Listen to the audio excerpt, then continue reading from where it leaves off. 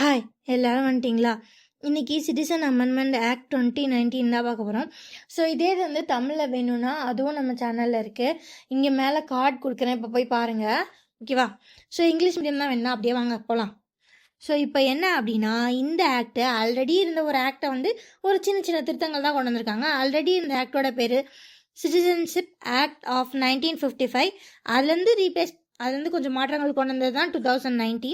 So இதில் என்ன சொல்லியிருக்காங்க அப்படின்னா, ஒருத்தர் ஆப்கானிஸ்தான், பங்களாதேஷ், பாகிஸ்தான்லேருந்து இந்தியாவுக்குள்ளே வரணும்னா அவங்க சிறுபான்மையினராக, அதாவது அந்த ரீஜியனில் சிறுபான்மையினராக இருக்கணும்.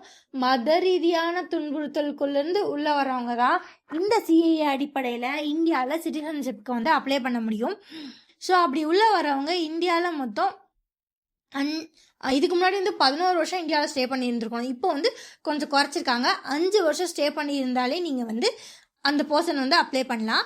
ஸோ இதில் யார் யாரெல்லாம் உள்ளே வர்றதுக்கு தகுதியானவங்கள்லாம் இந்து, சீக்கியர்கள், பௌத்தம், சமணர், பார்ஷிய மதத்தினர், கிறிஸ்டியன்ஸ். ஸோ இவங்க எல்லாரும் இதுக்குள்ளே உள்ளே வரலாம். ஸோ 2019 படி அதில் உள்ளே வரவங்க வந்து டிசம்பர் 12, 2014 வந்து இந்தியாவில் இருக்கணும். ஸோ இதுக்கப்புறம் 2011 மறுபடியும் இந்த கட் ஆஃப் டேட்டை வந்து மறுபடியும் 2024 வந்து இந்த லாஸ்ட் கட் ஆஃப் டேட்டை வந்து டிசம்பர் 31, 2024 வந்து இந்தியாவுக்குள்ளே இருக்கணும் அப்படி சொல்லியிருக்காங்க.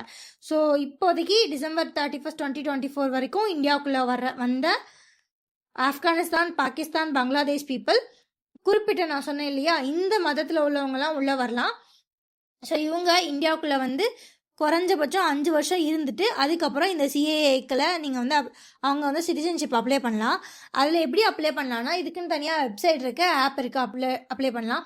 ஸோ இது தவிர மற்ற கண்ட்ரிஸ், ஸ்ரீலங்கா இல்லை வேறு ஏதாவது கண்ட்ரீஸ்லேருந்து வர மற்ற இந்துஸ், மற்ற பீப்புள்ஸ் எல்லாம் எப்படி அப்ளை பண்ணுவாங்கன்னா, இதுக்குன்னே தனியாக ஆக்ட் இருக்கும் இல்லையா, சிட்டிசன்ஷிப் ஆக்ட், அதுக்கு கீழேயே அவங்க வந்து அப்ளை பண்ணிக்கலாம். இந்த சிஏஏ இந்த பாகிஸ்தான், ஆப்கானிஸ்தான், பங்களாதேஷ் பீப்புளுக்கு மட்டும்தான். அதே மாதிரி இது வந்து நார்த் ஈஸ்ட் இந்தியாவில் இருக்கும் இல்லையா, அஸ்ஸாம், அந்த மாதிரி பீப்புள்ஸ் அவங்களுக்கு இது அப்ளை ஆகாது. இதுக்குன்னே அசாமிஸ் ஆக்ட் ஒன்று இருக்குது. ஸோ அசாமிஸ் ஆக்ட் படி அந்த ஊரில் வந்து என்ன அப்படின்னா, அவங்களுக்கு வந்து நிறையா கல்ச்சரல்ஸ் திங்ஸ் எல்லாம் இருக்குது. ஸோ வேறு கண்ட்ரிஸ் வந்து உள்ளே வந்தாங்கன்னா அவங்களோட கல்ச்சர் ஸ்பாயில் ஆகணும். அவங்க அதுக்குன்னே தனி சட்டம் வச்சுருக்காங்க. அதுபடி எந்தவித பொதுமான ஆதாரங்களும் இல்லாமல் வெளிநாட்டிலேருந்து உள்ளே வந்து இல்லீகலாக ஸ்டே பண்ணுறாங்கன்னா அவங்க அப்போவே கண்டுபிடிச்சி நாடு கடத்திடுறாங்க. ரைட்? ஸோ இந்த சிஏஏ அவங்களுக்கு செல்லுபடி ஆகாது. ரைட்? ஸோ இப்போதைக்கு இதில் என்னென்ன பிரச்சனைலாம் இருக்குன்னு பார்க்கலாம். First secularism.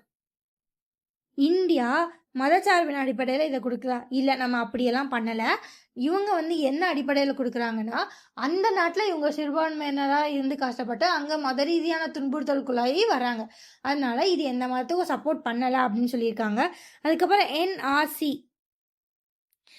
National registry of சிட்டிசன்ஷிப்புக்கு வந்து இது வந்து ஏதாவது பாதிப்பு கொடுக்குமா, இது உள்ளே வரதுனால ஓட்டர் டெமோக்ராட்டிக்ஸ் ஏதாவது பாதிக்குமானா இல்லை, இப்போதைக்கு எந்த பிரச்சனையும் இல்லை. என்ஆர்சிக்கும் சிஏஏக்கும் எந்த சம்மந்தமே இல்லை. North east concern. So Assam மாதிரியான மாநிலங்களை பாதுகாக்க அவங்களுக்குனே தனி சட்டம் இருக்குது. அவங்களுக்கு வந்து இந்த சிஏஏ பொருந்தாது. அவங்க இல்லீகல் மைக்ரன்ஸை பார்த்தாலே தூக்கி, தம்பி நம்ம கல்ச்சருக்கு நீ செட் ஆக மாட்டேன்னு தூக்கி வெளில போட்டுருவாங்க. ரைட்? தூக்கி மீன்ஸ் ப்ராப்பராக வந்து வெளில அனுப்பிடுவாங்க. ஓகே. ஸோ இப்போ இந்த கவர்மெண்ட் வந்து என்ன மினிஸ்ட்ரி வழியாக கிளாரிஃபிகேஷன் கொடுத்துருக்கு அப்படின்னா, மினிஸ்ட்ரி ஆஃப் ஹோம் அஃபேர்ஸ் தான் அந்த பிரச்சனைக்கெலாம் தம்பி இரு ஃப்ரீக்வெண்ட்டாக கேட்குற கொஸ்டின்ஸ்லாம் ஆன்சர் பண்ணி கிளியராக பண்ணியிருக்காங்க. ஸோ இதை வந்து எது வழியாக சொல்லியிருக்காங்க அப்படின்னா, பிஐபி ப்ரெஸ் வழியாக சொல்லியிருக்காங்க. ஓகேவா?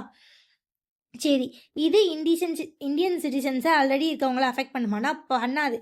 ஏன்னா இதுவே வந்து உள்ளே வர்றவங்களுக்கு தான் பண்ணாது. இது முஸ்லீம்ஸே ஆல்ரெடி சிட்டிசன் தானே அவங்க இந்தியாவில், அவங்களுக்கு இதில் எந்த பிரச்சனையும் கிடையாது. ஓகே, இதில் யாரெல்லாம் எலிஜிபிள் மைக்ரன்ஸ் ஆல்ரெடி பார்த்தோம் இல்லையா, ஹிந்துஸு, சீக்ஸு, ஜெயின்ஸு, புத்திஸ்ட்டு, பார்சிஸ், அப்புறம் கிறிஸ்டியன்ஸ். ஸோ இவங்க எல்லாருக்கும் அப்ளை ஆகும். ஸோ அவங்க எங்கேருந்து வந்திருக்கணும், பாகிஸ்தான், பங்களாதேஷ், ஆப்கானிஸ்தான்லேருந்து வந்திருக்கணும். கட் ஆஃப் டேட் டிசம்பர் 31, 2014 இருந்துச்சு. இதை 2024 வந்து டிசம்பர் 31, 2024 மாற்றிருக்காங்க. ஓகே, இவங்களுக்கு லீகல் ரைட்ஸ், அதாவது பாஸ்போர்ட், விசா, அந்த மாதிரி டாக்குமெண்ட் இருக்குமானா இல்லாட்டாலும் நீங்கள் வந்து அந்த பர்சன்ஸ் வந்து அப்ளை பண்ணலாம். நேச்சுரலைசேஷன். ஸோ இது வழியாக என்ன சொல்லியிருக்காங்கன்னா, இதுக்கு முன்னாடி 11 வருஷம் இந்தியாவில் இருக்கணும். இப்போ வந்து ஓகே போங்க, ஒரு 5 வருஷம் இந்தியாவில் இருந்தால் போதும், plus 1 year of immediate residency, அதாவது இந்த லாஸ்ட் ஒரு வருஷத்தில் வேற எங்கேயும் போயிருக்கக்கூடாது. ஓகேவா?